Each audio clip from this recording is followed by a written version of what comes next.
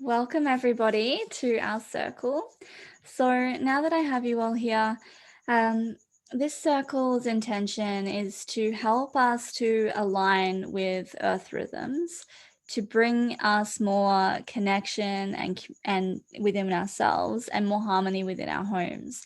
It provides a beautiful base connection for our children so that our children are able to feel connected to the earth, and that's a very foundational support. It's where we get our grounding from, our grounding energy.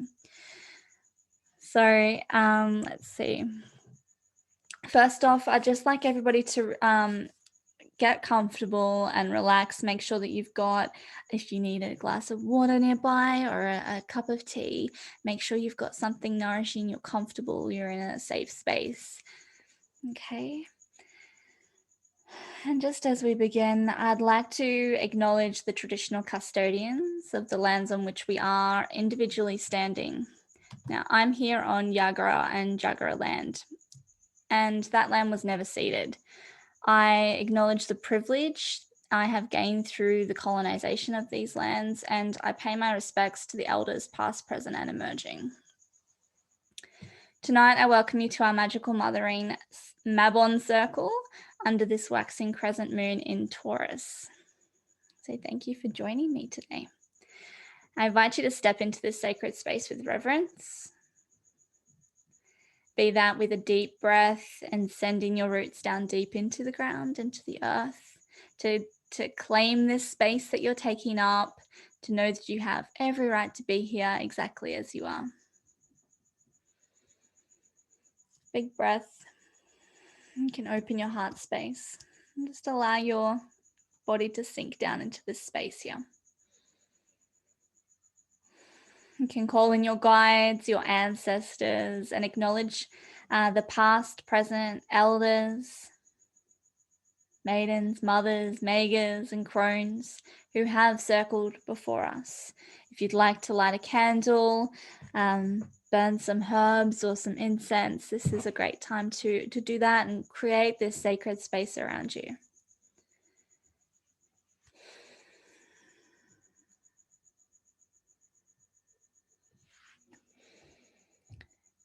I open this circle to our sisters in the north and welcome the guardians of the earth, the dryads, the gnomes, the crystal keepers, turning the minerals from the bones of our ancestors past into rainbows of light. I open this circle to our sisters in the east and welcome the guardians of air, the scythes, the fae, the spirits of wind who bring the whispers of change. I open this circle to our sisters in the west and welcome the guardians of the water, the creatures of the depths, the nymphs, the mer people who teach us to move with the flow. I open this circle to our sisters in the south and welcome the guardians of the fire, the phoenix and the salamanders who rebirth from the ashes and walk the coals of transformation with passion. Okay. Welcome into this space.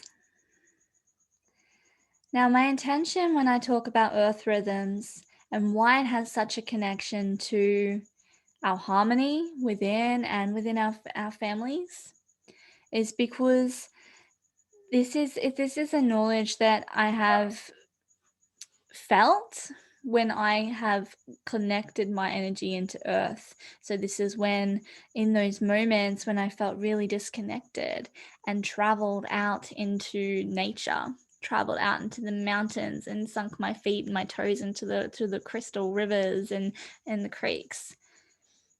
This is a connection that comes back from that.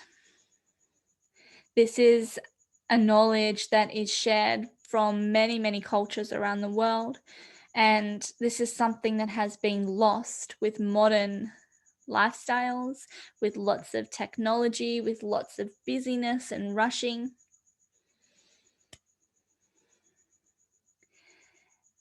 It has swept us up into a overdrive, a nervous system overdrive. And we're missing that plug into source. And it's creating damages within, within our physical, and it's creating misconnections around us. So many families are moving in so many different directions and they don't have that central connection. And when we align with the earth rhythms, be that throughout a day, throughout a week, throughout a month, throughout a season, it has a magic about it that anchors us all into the same cycle.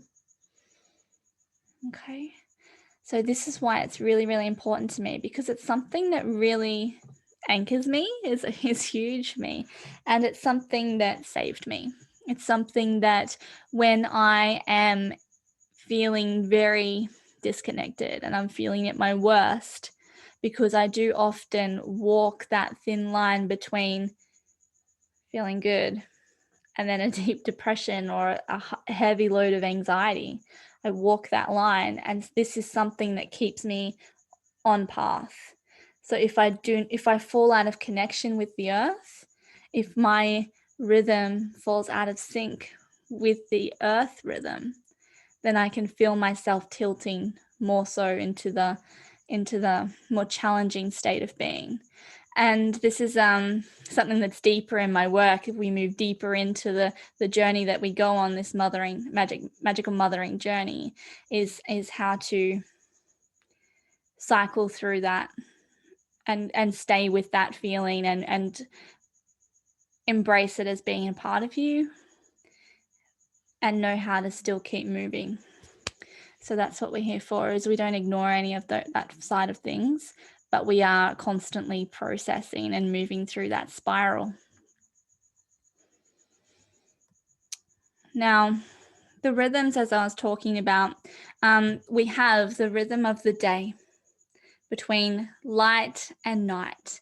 We have the rhythm of the weekdays, 7 days that we travel through, and we can create a rhythm around those 7 days.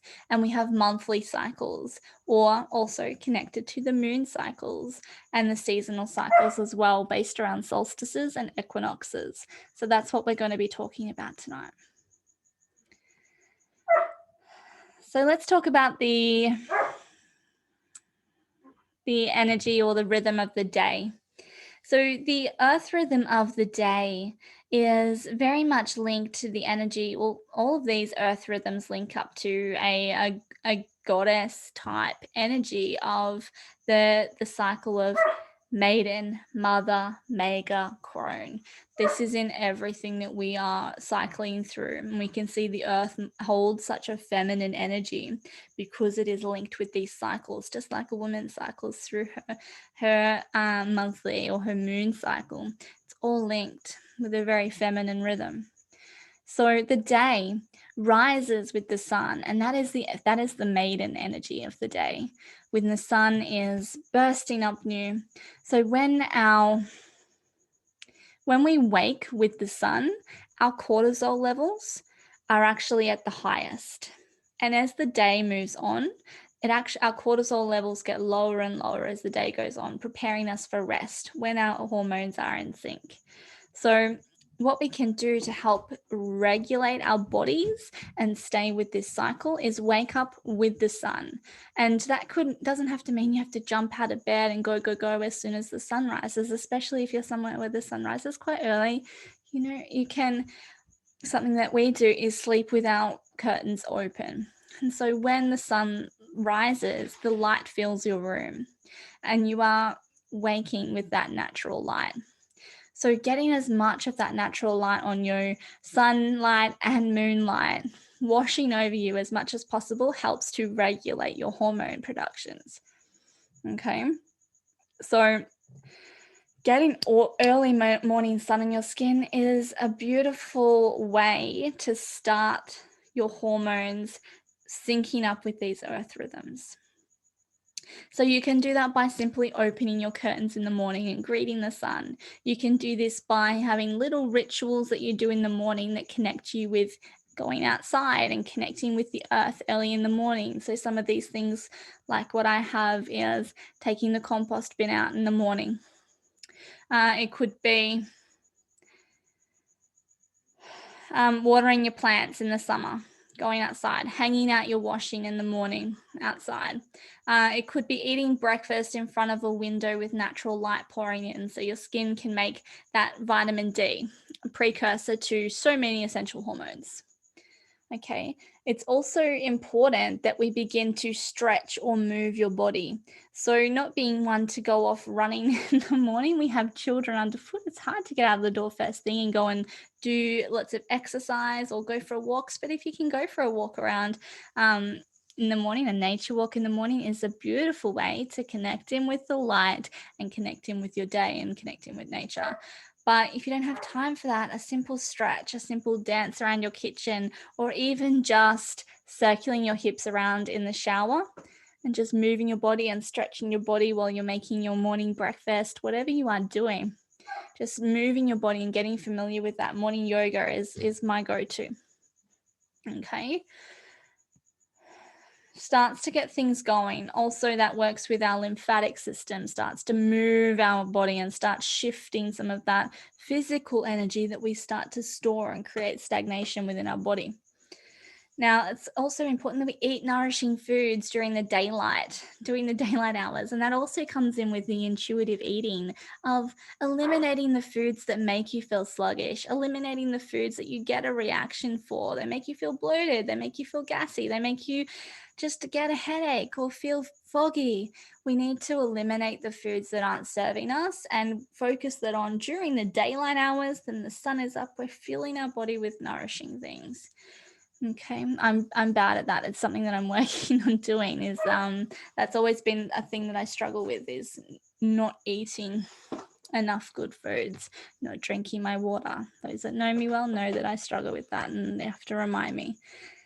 And I'm going to emphasize during the daylight hours, because when the sun goes down, it's time for our body to start going into that rest and digest phase. It's time for our body to slow down. And so we're using that earth energy of the sun changing to night, the sun going down, to signify to our body that it's time to rest. And this helps to sync our bodies up with this light. Okay. So my intention is, it doesn't always run perfectly, but this is why it's an intention, is to have dinner ready and we're eating as the sun's going down.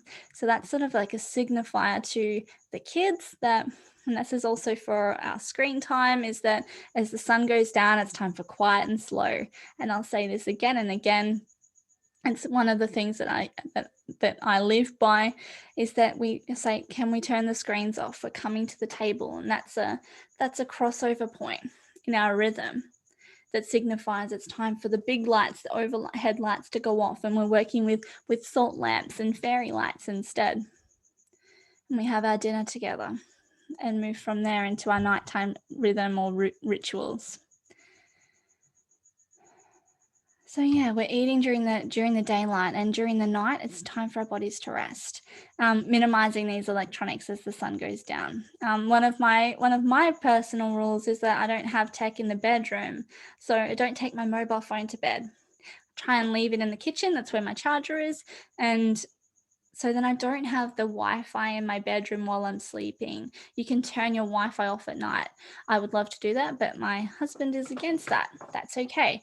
But I just choose to not take my phone into the bedroom. It stops me from scrolling when I wake up in the light, and that blue light is really, really damaging for our melatonin production, which helps us to feel rested and helps us to reset our nervous system as well. Okay. Yeah. So getting enough sleep is really important. I know that's really hard with mums that have children that we're nurturing all night long. But make sure that you're addressing that, because one of the things that I find that trips me up is that we stay up late to get alone time. We stay up late after all of the children have gone to sleep, because we just want some time just for us. And there's nothing wrong with that. But what I try and compensate with is time during my rhythm, that I get that at a time that's going to serve me, so I don't have to take it back at 11 o'clock at night. That's what I'm here for now. Is this is time for me. That's what you're here for now. This is time for you. This is recharging time. When do you get time in your rhythm to recharge and take that time back so that you don't have to stay up really late to take that time just to do something for you? Okay, we need to address those the big rocks. So I have this analogy when I talk about creating your rhythm around fitting in the big rocks. So when we have that jar, and you have a jar and you've got big rocks and you've got small rocks and you've got some sand and you've got some water, and that if you put in the water first or you put in the sand first, then you can't fit the big rocks in. So the big rocks need to go first, and the big rocks need to be your priorities. What are your highest values? So this would be connection with your children, connection with your partner, connection with yourself. These are my big rocks. They need to go in first. So we need to build our other things. The smaller rocks could be your meals, your other commitments, your work, your classes, your things that you've committed to and you have to be there at a certain time will fit in around those big rocks as well. You know, your whole life's not going to fall apart if they get missed or they get pushed back, but those big rocks can't be forgotten. And then the sand is everything else. My house cleaning fits into that. That's like if somebody's coming over, then I'll do it, but not unless. And then all the water is everything else. What are the things that you fill your time with that aren't really that important to you? So just coming back to that, create a rhythm based around your values, fitting in the big rocks. And this is how it works into the week. So we take that daily rhythm of moving from day to night and making sure that we've got enough sleep and making sure that we've got enough of our meals and our connection spaces throughout the actual day, with morning rituals and evening rituals and mealtime rituals and these different things that carry us from morning till night. And we look at how this plays out across the whole rhythm of our week. So it could be that you have different themes for different days, where you have a day that you like to go out and explore. You'll have a day that you like to stay in and do craft. You might have a movie evening. You might have a games day.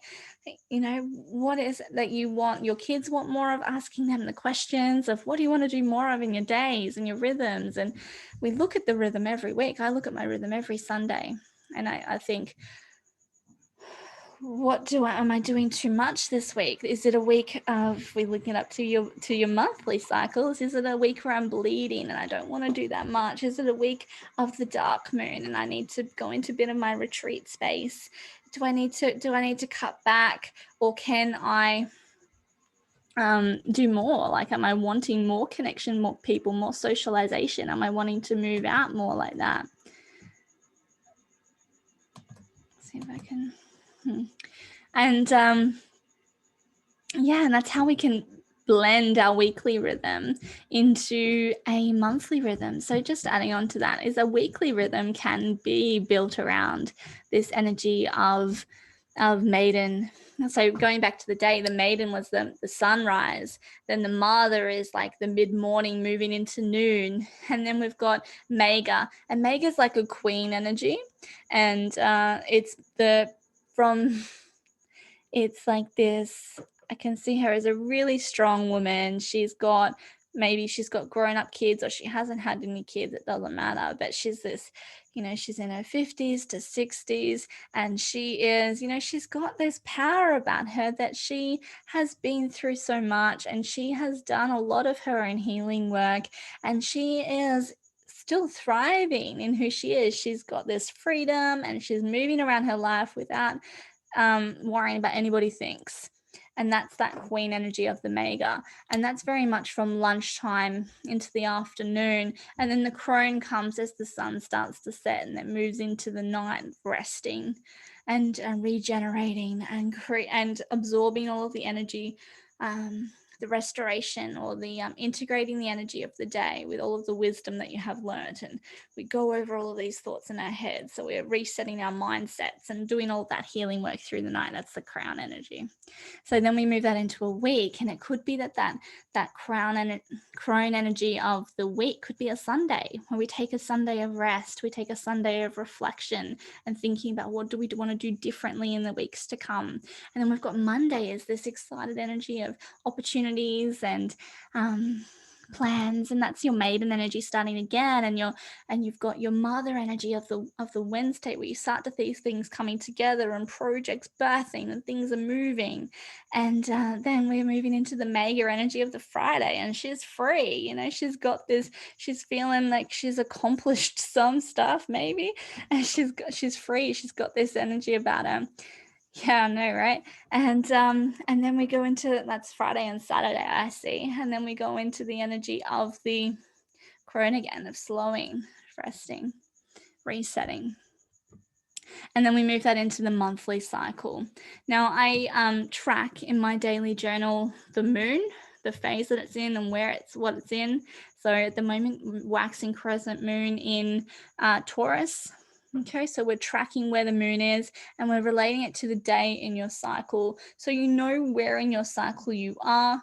You know how you feel in relation to the moon. So this is syncing you up to the earth energy of the moon's connection or pull with the earth, and where you are cycling and moving with that. And you know what? It actually helps me to sync what was a very irregular cycle. My menstrual cycle was very irregular, and I had no connection with it at all. And as I started bringing myself into attunement with the earth and attunement with the moon, then I could start to actually tune into my own cycle. And I could actually feel when I was about to begin my bleed, because I had that attunement that I was needing to go into that crone energy of rest, that waning crescent moon energy of rest, and it syncs my energy up with the moon. Now, it doesn't matter if you are bleeding with a new moon or with a full moon, or else on a crescent moon. You can actually alter that once you're really in tune with your body and this energy. This is why I say sleep under the moonlight and spend time under the moon. The more time we do that, and with less artificial lighting, the more our hormones will actually sync up to bring us into an alignment with the moon cycle. So the more we pay attention and tune into our bodies, the more we can feel into when we need to rest, and when we can plan more adventurous activities and more expansive activities, and giving our energy more outwards into the world, sharing more of ourselves, and when we need to hold that energy in close. So we get to know that, and when we have that connection, that attunement with our own cycles, and really being attuned into what our needs are energetically, as well as on a physical basis of boundaries and all of that extra stuff that I won't go into tonight. But when we have that, we can be a really grounded guide for our children. We become a more grounded partner. We become less reactive, is the overall goal when we are wanting to be a mother to our intuitive, empathic children who are trying to navigate this roller coaster of emotions that they're picking up on from everybody. If we can be a stable or a solid flow, it doesn't mean that we have to be flatlined calm all the time. That's not the goal. Calm's not the goal, but grounded is a goal. Grounded is a goal. To be able to rise and flow with a pattern is a good goal. And having that monthly flow, and my kids can know this is a time where I need some extra quiet. I need some extra time to myself. I need some extra care for me. And by doing that, they know that I'm going to be able to come back again with a more expansive energy. And so they're more allowing with that, because they've got the awareness that the flow happens with ups and downs. And we want them to know that flows or cycles have ups and downs, because they're allowed to have ups and downs. They're allowed to have good days and bad days, and we can make space for that. Okay, this is what the seasonal energy, the seasonal cycles teach us, that we don't have to be blooming. We don't have to be in spring all the time.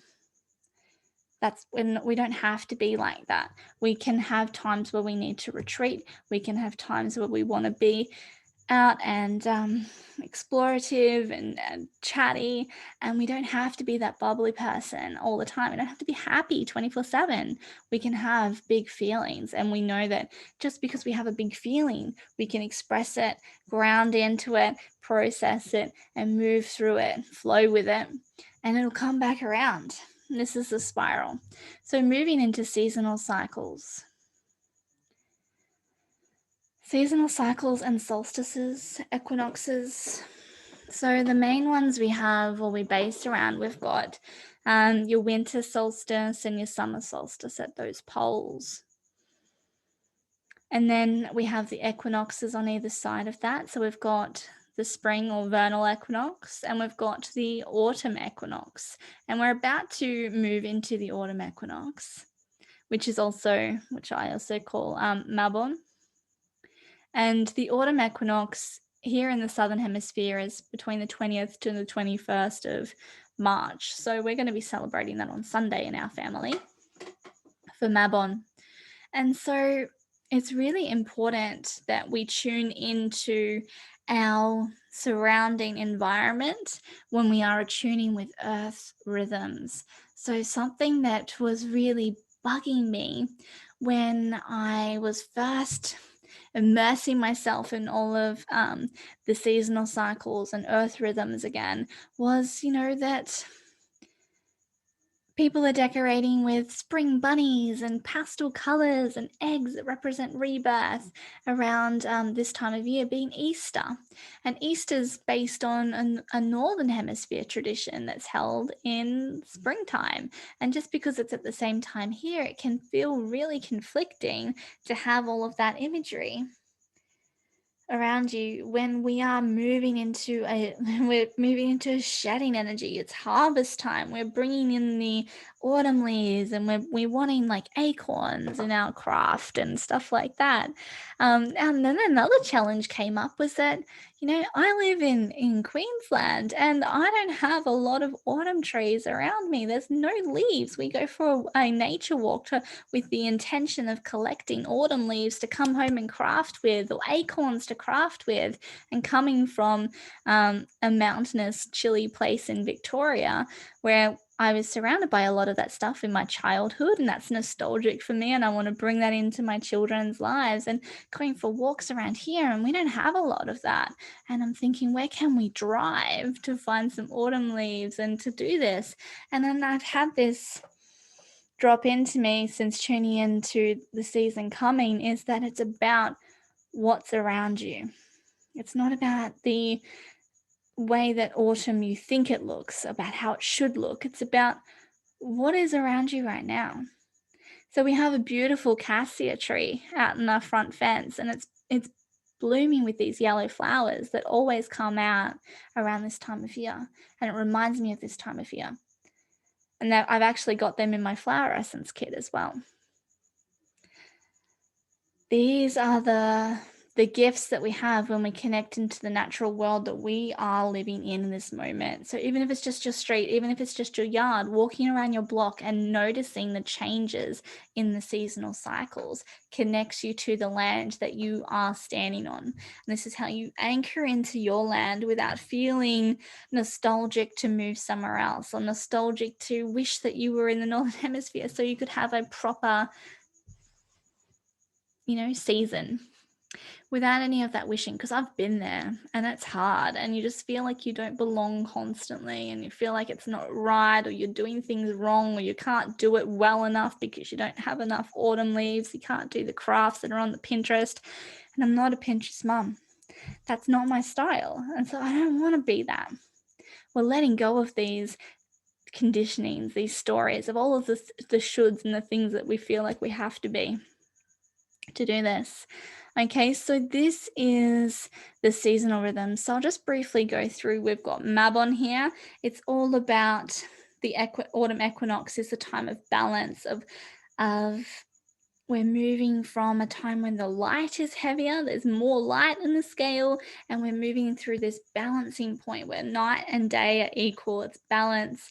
It's a time when we look at all of the gratitude for all of the light that we have been surrounded with, all of the abundance, all of the fun, all of the friendships, all of the freedom that came from the summer and the coming through, everything that you have had worked for, and all of the beautiful things that have been.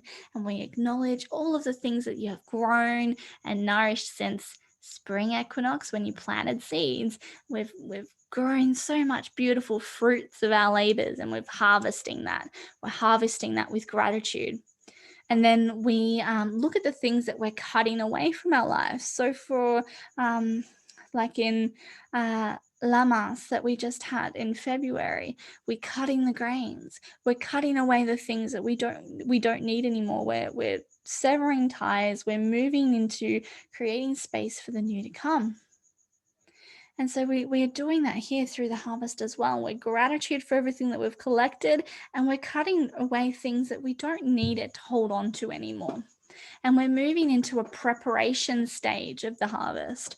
This is moving into preparation stage. The next harvest festival to come is Samhain, and that's all about honoring our ancestors as we move into the dark.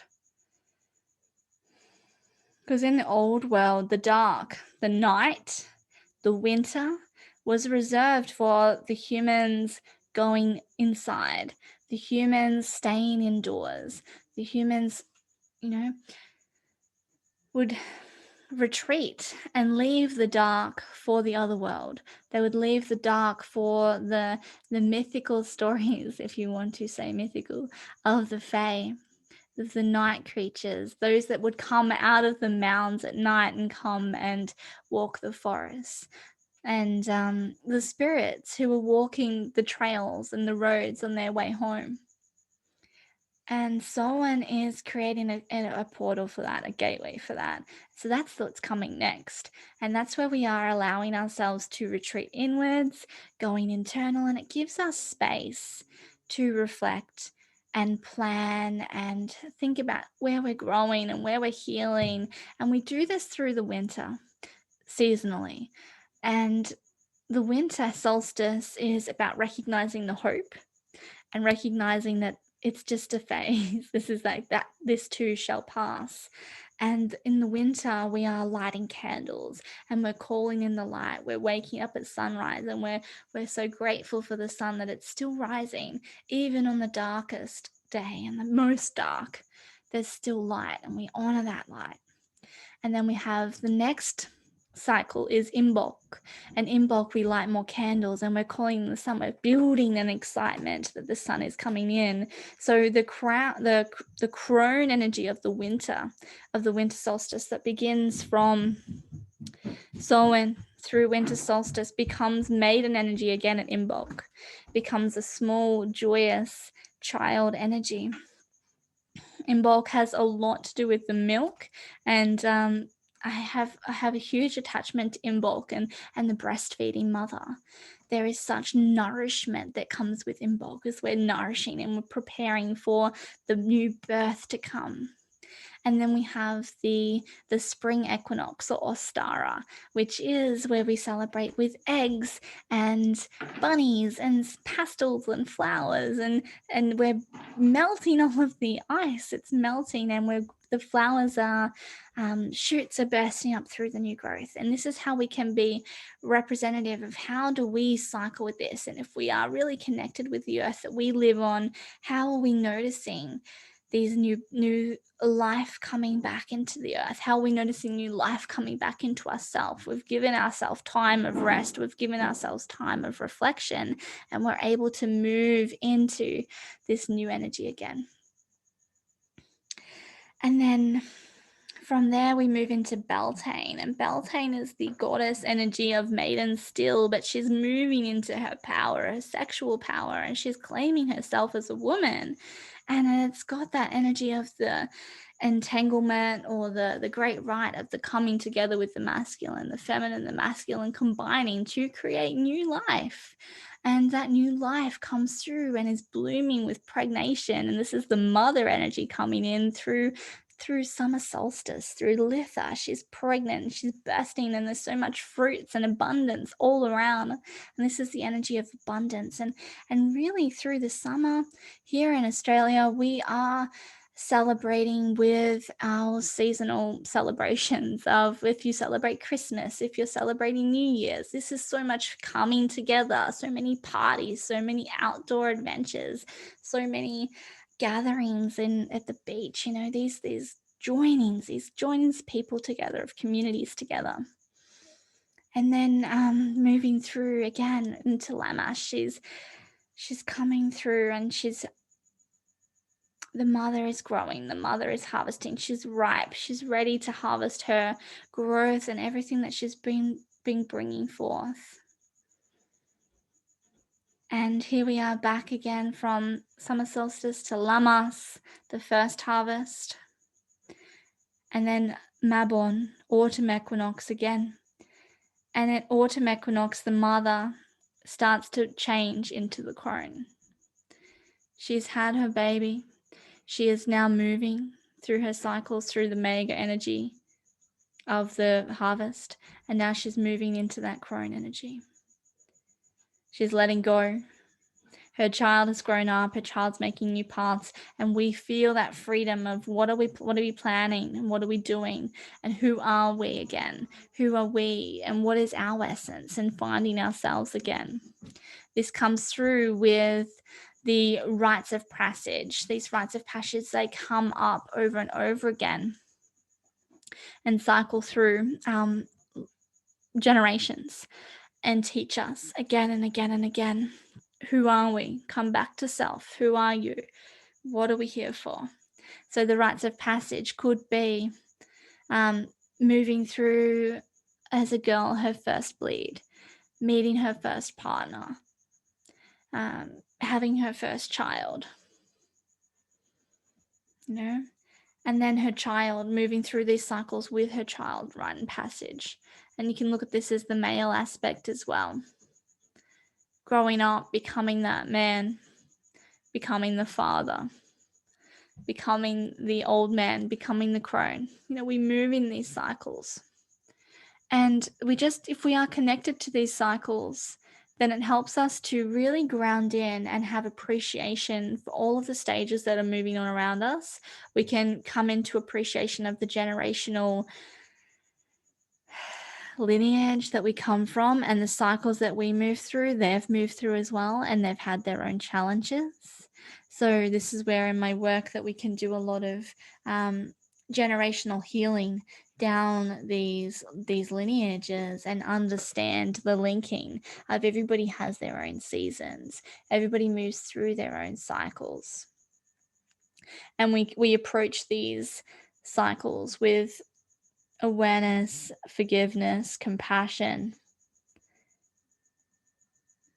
to know that everything's linked and it's constantly moving through these cycles. And when we are doing a lot of this work of reclaiming ourselves, our deeper essence, our connection to the earth, our connection to the old ways, the ways that support and nourish as a family rather than break us apart and move us in different directions and separate, we're actually bringing us together, and we're bringing us together in a grounded state of being. Okay, so I'd love to open up the floor for some questions. So if anybody has any questions, please pop them in the chat, or feel free to unmute yourself if you'd like to.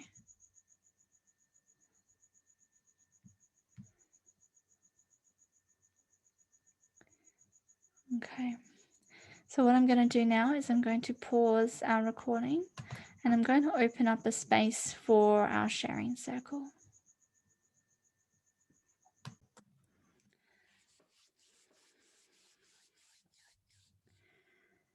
And just allowing your breath to move through your body. Allowing yourself to become conscious of the way your breath enters into your heart space through your nose, your mouth. Let it move in through your nose and down into your heart. Allow it filling up your chest and peeling your shoulders back as you create more room to breathe in. More room to open your heart. More room to feel, cracking those ribs and expanding your heart space, opening it all the way up. Breathing in and breathing in and breathing in until you feel like you're going to burst. You cannot breathe in anymore. And as we release, breathing out through the mouth, allow your breath to drop your body down deeply into your space where you are sitting, where you are laying. And allow all your muscles to soften and claim this space where you are, dropping them down into the ground, dropping it deeply into the earth, allowing your energy to just be held and sink deep, allowing your body to feel supported by the earth beneath you. Breathing in through the nose. Hands on the heart, you can feel your heart expand and allowing more space for your heart to open and feel everything that you need to feel. And breathing out with a long exhale, it tells our body that we are in a safe space. The long exhale signals to our body that it is time to rest. It is time to be held. It is time to be supported. It's time to nourish and listen within.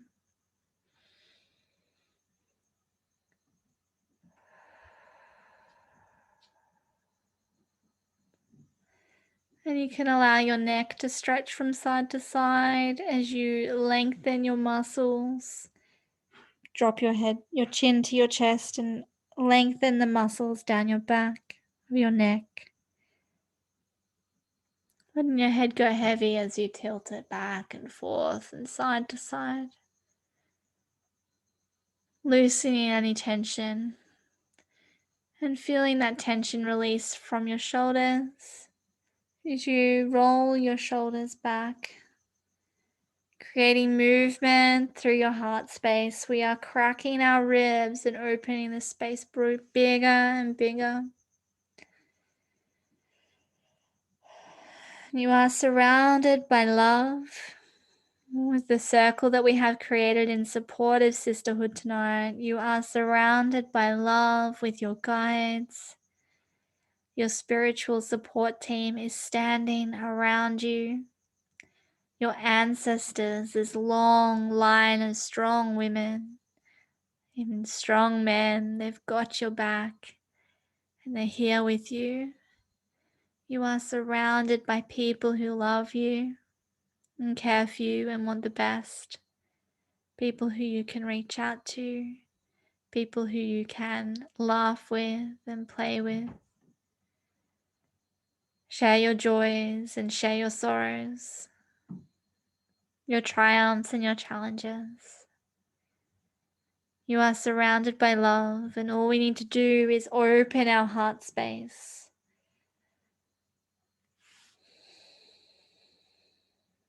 And let these feelings move in and out. Be really fluid with what we're feeling. Allow it to be as fluid as our breath.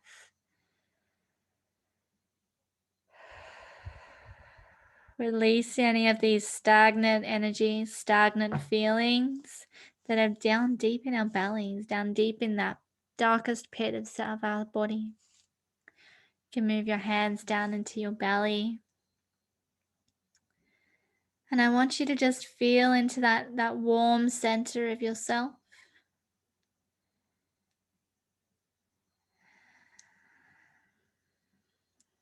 And just focus next time you breathe in, breathing all the way down into this pit of your body, down to this deepest part of yourself. Filling your belly up with air. And as you breathe out, allow that deepest feelings that have been pushed all the way down into that bottom of the pit to move up through your energy of your body. And let it move out of your body with that breath. It can move out on your breath. It can move out by moving up and down through your roots and into the ground. We allow our Earth Mother to take these energies back into her soil. And just like the leaves that fall from the tree, these emotions, these feelings, these stories that we hold on to, we need to give them back. We need to compost into the earth and fill her up with this nourishment. She takes that which we are no longer needing, that which is no longer serving us, and she reclaims it back into her body. The soil reclaims these leaves, these feelings and burdens and stories of self.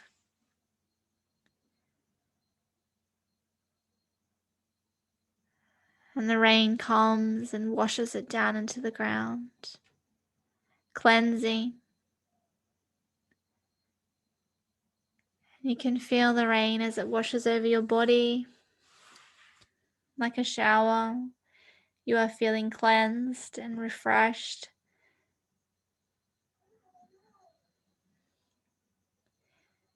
And rain is nature's, Earth's way of cleansing us.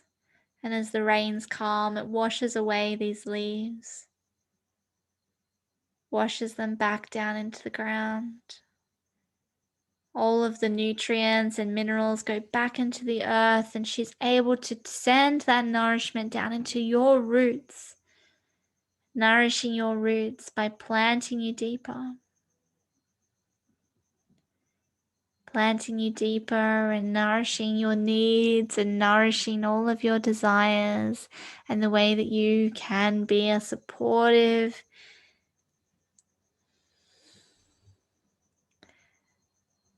big tree that supports everybody who shelters under you.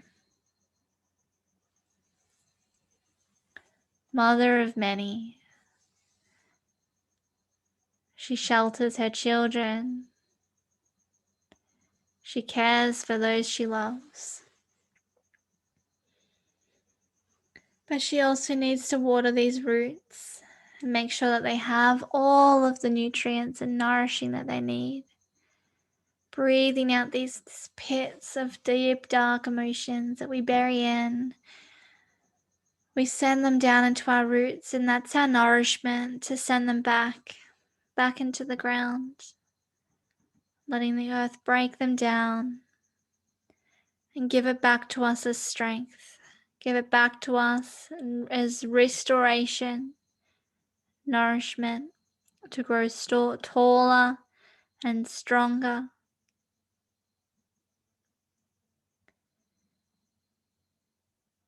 And we know that through these experiences and through these stories, we can't take them away.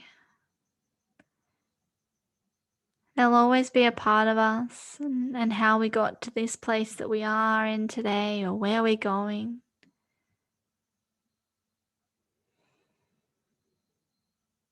They'll always be a part of us. They'll always leave that notch on that ring inside our tree.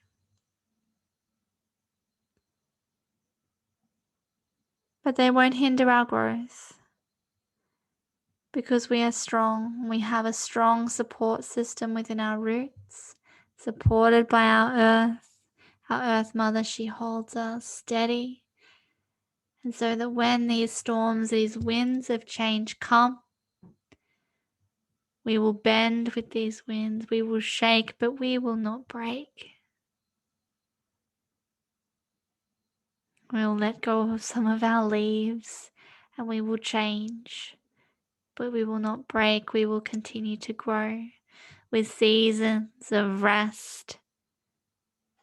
We nourish our roots. And then new buds come and new growth happens and new ideas spring forth, new projects, new versions of ourselves come around again and again in cyclics of change. And then we rest again. We let go. We feel all of our branches get knocked about in the winds of change again and again. But every time it comes around, we are stronger, we are wiser.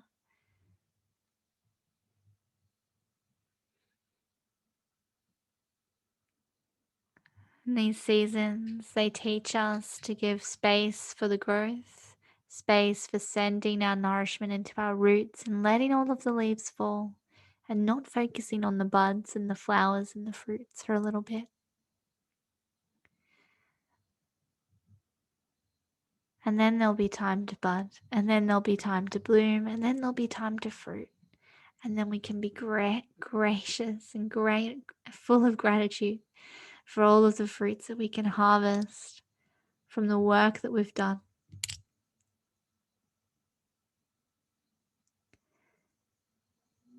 And we are cyclic. And just like the sun rises on a new day, we will rise every day as well.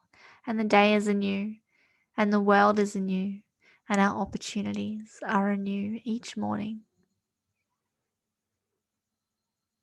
And as the maiden, she stretches her arms out and greets the sun with gratitude and a beaming big smile. She bursts into her day with excitement, with optimism and hope. And throughout the day, she grows, she learns, she changes, she surrenders, she thrives, she supports herself and others, and then she rests so that she can rise again the next day.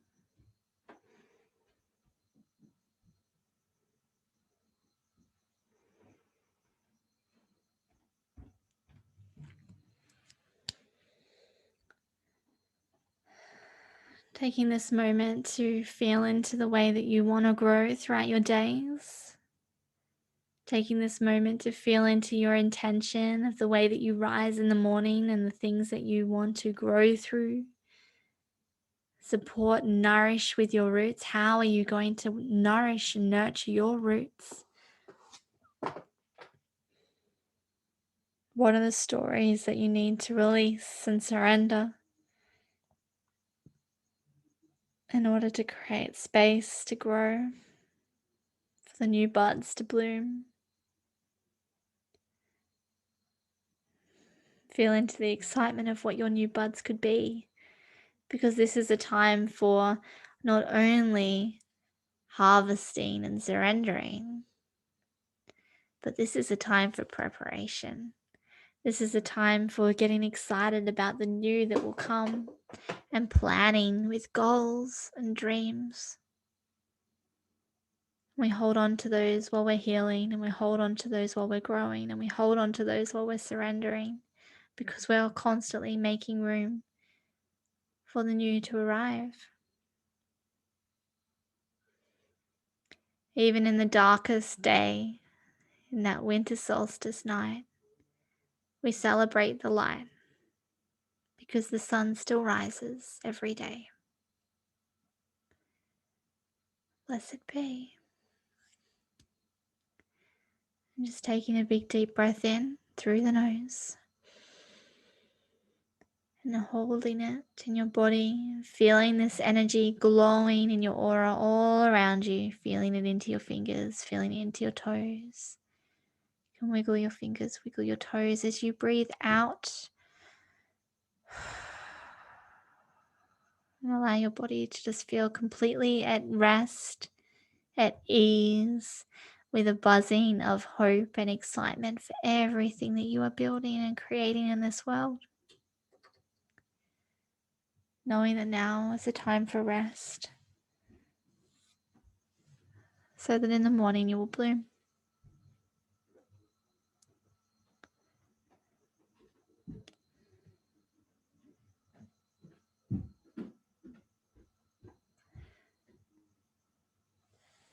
Now, While we're in this space, I'm just going to close down our circle.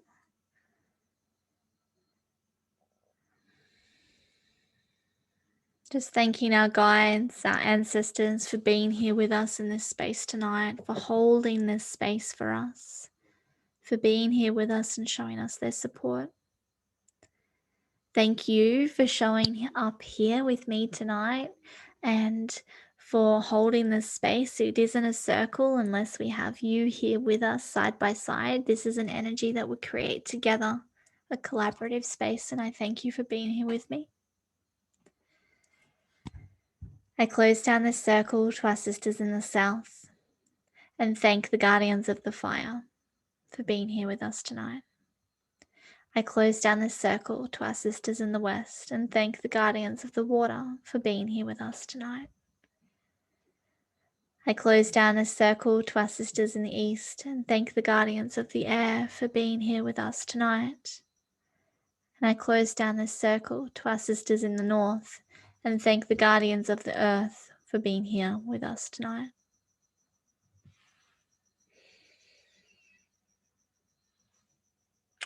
So much love for you.